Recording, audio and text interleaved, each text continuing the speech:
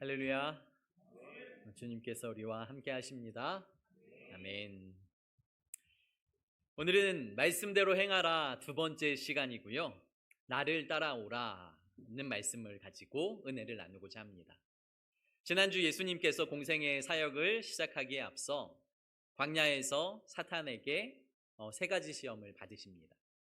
그 시험을 이기는 비결은 기도와 말씀이었음을 우리는 다시 한번 상기하길 원합니다.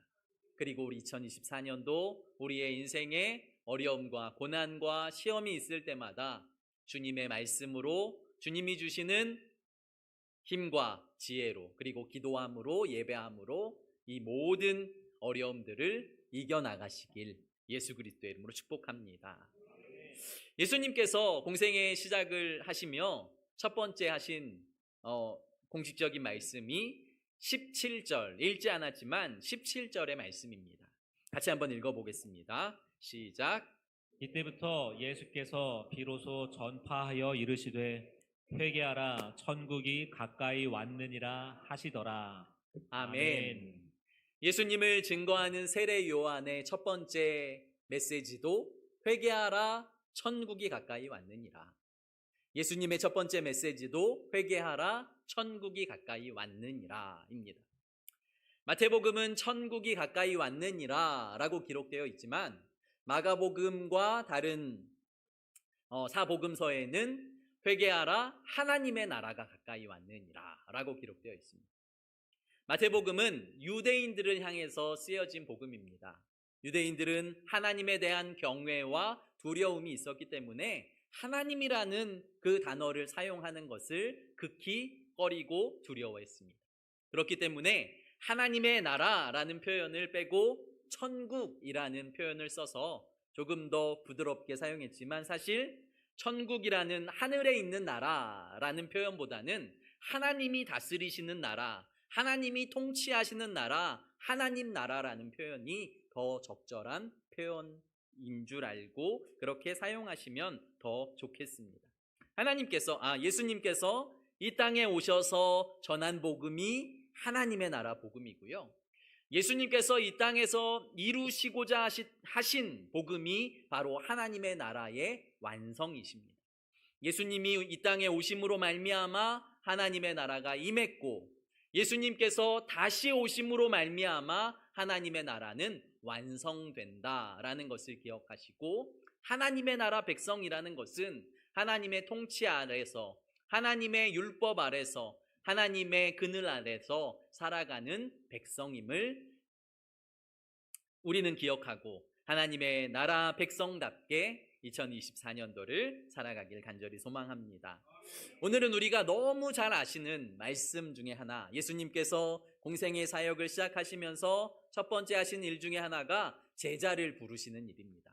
12제자를 부르시는 일을 하시는데요. 그 첫 번째 제자들을 부르시는 장면입니다. 18절, 19절 말씀 같이 읽어보겠습니다. 시작. 갈릴리 해변에 다니시다가 두 형제 곧 베드로라 하는 시몬과 그의 형제 안드레가 바다에 금을 던지는 것을 보시니 그들은 어부라. 말씀하시되 나를 따라오라. 내가 너희를 사람을 낚는 어부가 되게 하리라 하시니. 아멘. 아멘.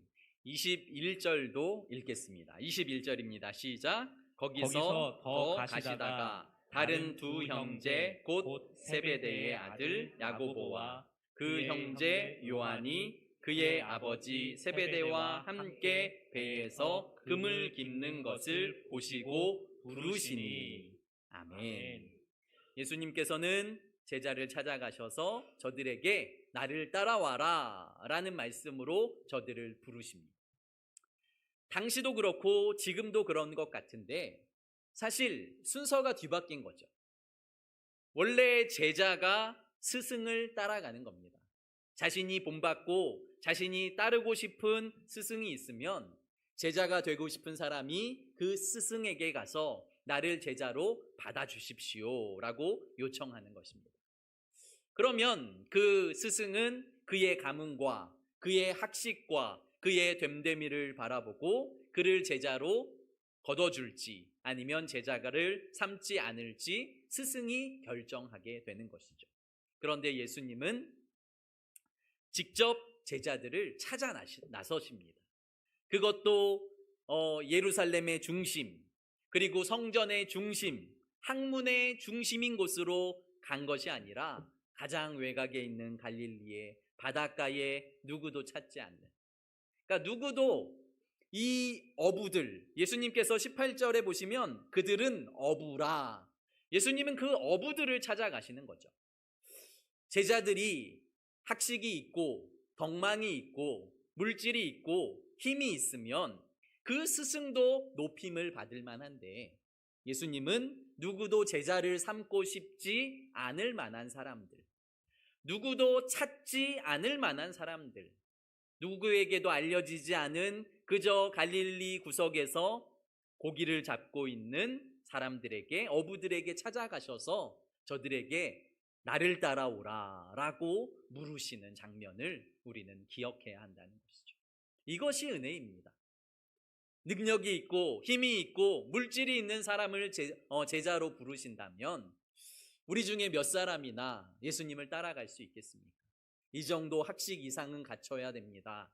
이 정도 물질 이상은 있어야 됩니다. 이 정도 집안은 돼야 됩니다. 여러 가지를 주님이 짜지시며 제자로 불러주셨다면 우리 중에 제자로 불릴 만한 사람은 그리 많지 않았을 것입니다. 다시 말하면 제자는 누구일까요? 좁게 말하면 제자는 예수님이 부르신 12 제자를 의미합니다. 그런데 넓게 말하면 예수 그리스도를 믿는 모든 사람이 예수 그리스도의 제자입니다. 마태복음 28장에 예수님께서 승천하시기 전 마지막 제자들에게 하신 말씀, 너희들은 모든 족속으로 제자를 삼아 라고 말씀하시잖아요. 모든 족속, 모든 민족으로 제자를 삼으라는 것은 예수님을 믿고 예수님을 따르기로 결단하는 모든 사람이 예수님의 제자다라는 의미입니다. 그러므로 나도 제자라는 것, 나도 예수 그리스도의 제자라는 것을 잊지 마시고 예수 그리스도의 제자답게 살아가시는 성도 여러분들 되시길 예수 그리스도의 이름으로 축복합니다. 예수님께서 오늘 우리에게 찾아오셔서 나를 따라와라 라고 명령하시면 나는 따라가겠습니다 하실 분 계십니까? 아무도 손 안 드셨죠? 사실 저도 자신 없습니다. 왜냐하면 그냥 나를 따라와라가 그냥 따르겠다는 의미를 말하는 것이 아닙니다. 아주 깊은 의미를 가지고 있는 것이죠. 마태복음 19장에 보시면 부자 청년 이야기가 나옵니다. 부자 청년이 하루는 예수님을 찾아옵니다. 예수님, 내가 무슨 선한 일을 하여야 영생을 얻을 수 있겠습니까? 라고 예수님을 찾아오죠. 예수님이 그에게 네가 계명을 지켰냐? 저는 어려서부터 계명을 다 지켰습니다. 참 잘했다. 그러면 네가 가지고 있는 모든 것을 가난한 자들에게 나눠주고 나를 따르라 라고 제자들과 같은 권면을 하는 것입니다. 네가 나를 따라라 라고 권면하지만 이 부자 청년은 예수님을 따라갈 수 없었습니다. 예수님이 부자 청년에게 뭐라고 말씀하셨냐면요, 마태복음 19장 21절 말씀 같이 한번 읽어보겠습니다. 시작. 내가 온전하고자 할진대 가서 내 소유를 팔아 가난한 자들에게 주라. 그리하면 하늘에서 보화가 내게 있으리라. 그리고 와서 나를 따르라 하시니. 아멘. 아멘. 예수님께서 그냥 다 버려라고 말씀하신 것이 아니라 너희의 소유를 팔아 가난한 자들에게 나눠주면 하늘의 보화가 너에게 있을 것이다 라는 엄청난 축복을 사실은 해준 것입니다. 그런데 세상의 보화를 원하냐? 천국의 보화를 원하냐? 세상의 물질을 원하냐? 하나님 나라의 물질을 원하냐? 라는 선택 가운데 부자 청년은 근심하며 돌아가게 되는 모습을 바라보게 되는 것이죠. 22절 말씀 이렇게 기록되어 있습니다. 그 청년이 재물이 많음으로 이 말씀을 듣고 근심하며 가니라. 예수님께서 그를 제자로 초청하신 것입니다. 너 나와 함께하자. 모든 것을 정리하고 나를 따르자라고 주님의 초청 앞에 부자 청년은 자신의 물질이, 자신의 명예가, 자신이 가지고 있는 모든 것들이 자신이 주님을 따르는 것을 방해했다, 막았다라는 것을 우리는 기억해야 합니다. 그 돌아가는 부자 청년의 뒷모습을 바라보며 제자들이 묻는 거죠. 그러면 누가 천국에 갈 수 있겠습니까? 예수님께서 부자는 천국에 가기 힘들다라고 말씀하십니다.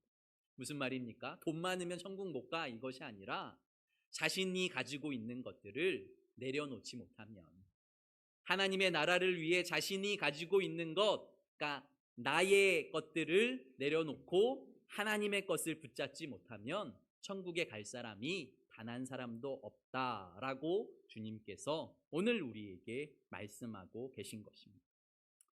또 마태복음 22장에는 이런 말씀이 있습니다. 천국 비유로 말씀하시는데 임금이 아들을 결혼시키기 위해 잔치를 베풉니다. 그리고 동네 사람들에게 종을 보내서 초대장을 나누어 줍니다.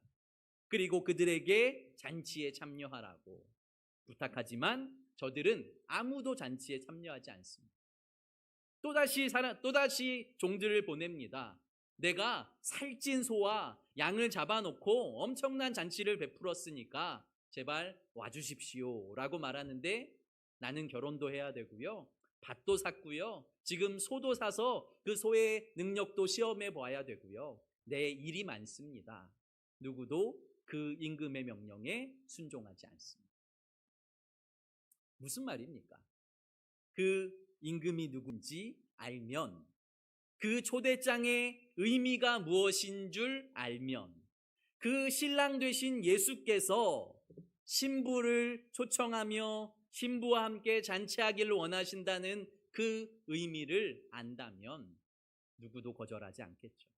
그러나 예수 그리스도가 얼마나 아름다운 보배인지, 예수 그리스도가 얼마나 귀한 보배인지 깨달지 못하는 사람은 육신의 보배, 이 땅의 보배로 말미암아 하늘의 보배를 선택하지 못한다라는 말씀인 것입니다. 사랑하는 성도 여러분, 오늘 주님께서 우리를 제자로 부르십니다. 여러분들은 제자가 될 준비가 되셨습니까? 주님의 신부가 될 준비가 되셨습니까? 네 라고 대답하지 마시고요, 제자들이 어떻게 제자가 됐는지 다시 한번 보길 원합니다. 20절 말씀 같이 읽어볼까요? 시작. 그들이 곧 그물을 버려두고 예수를 따르니라. 아멘. 22절 말씀도 읽겠습니다. 시작. 그들이 곧 배와 아버지를 버려두고 예수를 따르니라. 아멘. 공통된 단어들이 있죠. 곧, 버려두고, 따르니라. 곧, 즉시예요, 즉시.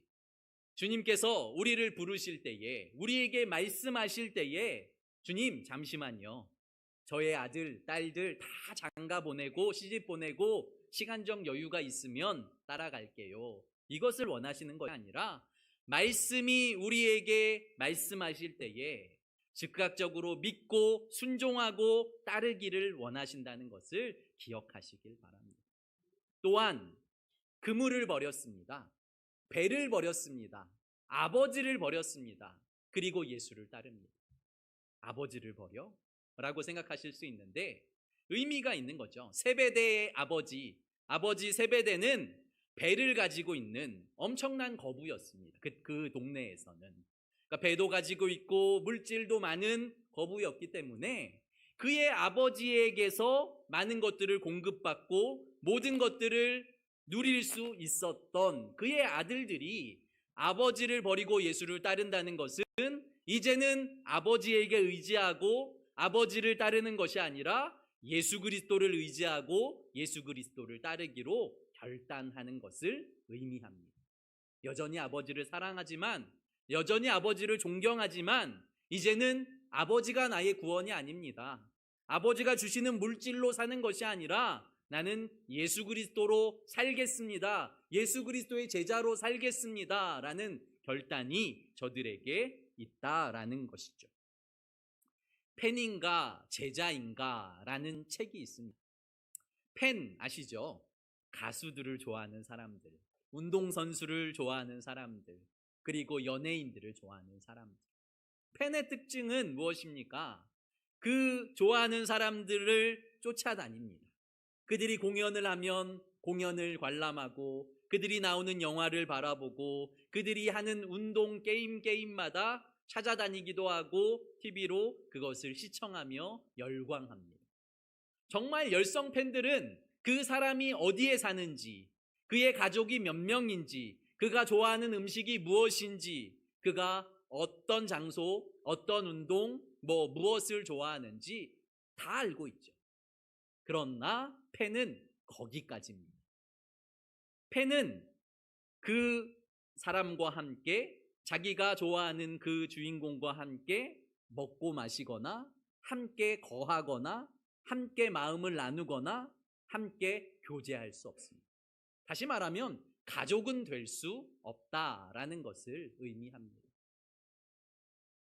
예수님도 팬이 많으셨다는 것 아시죠? 오병이어의 기적을 일으키니까요, 구름 같은 사람들이 예수님께 몰려옵니다.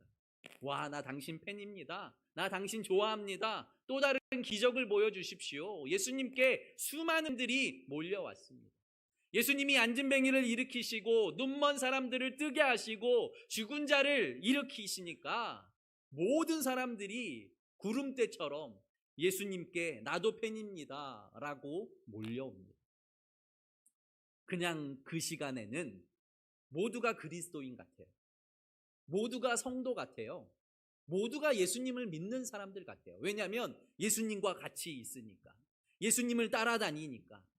그런데 예수님이 잡히시던 날 밤, 예수님이 채찍에 맞으시고 피를 흘리시던 날, 그리고 예수님이 십자가에서 죽음을 맞이하던 그날 밤에 팬은 단 한 명도 예수님 곁에 남아있지 않았다라는 것을 우리는 기억해야 것이죠. 그냥 보기에 우리가 이렇게 예배드리고 있으니까 우리는 팬 아닙니다, 우리는 예수님의 제자입니다 라고 말하실지 모르겠습니다. 그런데 예수님을 위해서 내려놓을 마음이 없다면, 예수님을 위해서 그물과 배와 아버지를 버릴 마음이 없다면 우리는 결코 팬밖에 될 수 없다라는 것, 이것을 우리는 기억해야 합니다. 본 회퍼라는 독일의 목사님이 나를 따르라 라는 책에서 이런 말씀을 하십니다. 값을 지불하지 않은 제자는 하나님의 은혜를 빙자해 자신의 욕망을 채우는 것에 지나지 않는다. 그러니까 주님을 따른다고 말하면서 아무런 희생도, 아무런 헌신도, 아무런 자기를 내려놓음도 없으면서 주님의 제자라고 하는 것은 거짓말이라는 뜻인 거죠. 본헤퍼라는 목사님 잘 아시잖아요.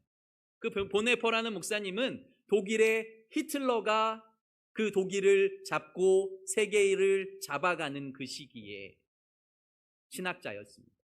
너무 유명하고 너무 천재 같은 신학자여서 독일에서 히틀러가 그 정권을 잡고 기독교인들을 죽이고 말살하기 시작하니까요, 그 보네포 목사님을 미국으로 데려가길 원했어요. 미국의 신학교들이 보네포 목사님, 미국으로 오십시오. 이곳에서 학생들을 가르치시다가 독일이 안정되면, 독일의 이 히틀러 정권이 끝나면 다시 돌아가십시오 라고 초청장을 보낼 만큼 뛰어난 분이었습니다. 그런데 이분이 내가 지금 이 고난의 순간에 이곳을 떠난다면 교회가 세상을 향해서 무엇라고 말할 수 있겠습니까? 독일 교회가 독일 사람들에게 무슨 말을 할 수 있겠습니까? 라고 말하며 끝까지 히틀러에게 저항하다가 결국 형장의 이슬로 사라집니다. 무슨 말입니까? 예수님을 따른다고, 예수님의 제자라고 하면서 그분의 영광을 내가 취하고, 그분의 은혜를 내가 취하고, 그분의 기적은 내가 취하길 원하지만 그분의 고난과 그분의 아픔과 그분의 슬픔에 동참하지 않고 싶다면 우리는 팬이지, 우리는 무리일 뿐이지, 우리는 예수 그리스도의 제자가 될 수 없다는 것을 다시 한번 우리의 마음 가운데 깊이 새기시길 예수 그리스도의 이름으로 축복합니다. 한번 이런 고민을 해보십시오. 나는 무엇을 위해 나의 물질을 사용하고 있는가? 나는 힘들 때에 누구를 찾고 누구에게 가고 있는가? 내가 화가 극도로 올라갈 때에, 아니면 내가 너무너무 기쁠 때에 나는 무엇을 생각하고 있는가? 내가 진짜 제자라면 그 모든 순간에 예수 그리스도가 나와 함께하고 있어야 한다는 것을 믿으시길 바랍니다. 제자가 갖춰야 할 두 가지를 오늘 함께 나누길 원합니다. 우선 요한복음 3장 16절입니다. 너무 잘 아시는 말씀이죠. 같이 읽고 외워볼까요? 시작. 하나님이 세상을 이처럼 사랑하사 독생자를 주셨으니 이는 그를 믿는 자마다 멸망하지 않고 영생을 얻게 하려 하심이라. 아멘. 이는 그를 믿는 자마다. 제자에게는 우선 믿음이 필요합니다. 예수 그리스도는 나의 구주시다. 예수 그리스도는 살아계신다. 예수 그리스도는 진짜다. 예수 그리스도에 대한 확신이 필요하고요. 두 번째로는 누가복음 9장 23절 말씀 같이 읽겠습니다. 시작. 또 무리에게 이르시되 아무든지 나를 따라오려거든 자기를 부인하고 날마다 제 십자가를 지고 나를 따를 것이니라. 아멘. 주님께서 말씀하세요. 누구든지 나를 따르려거든 자기를 부인하고 자기의 십자가를 지고 나를 따라야 된다라고 말씀하십니다.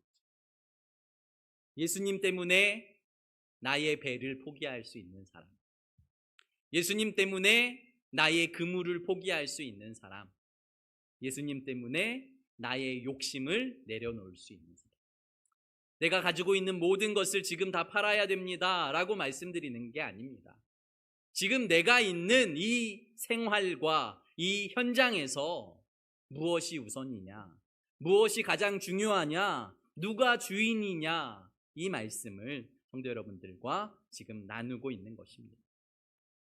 믿음과 내려놓음, 행함이 같이 있어야 진짜 제자라고 지금 저는 성도 여러분들에게 말씀드리는 것입니다.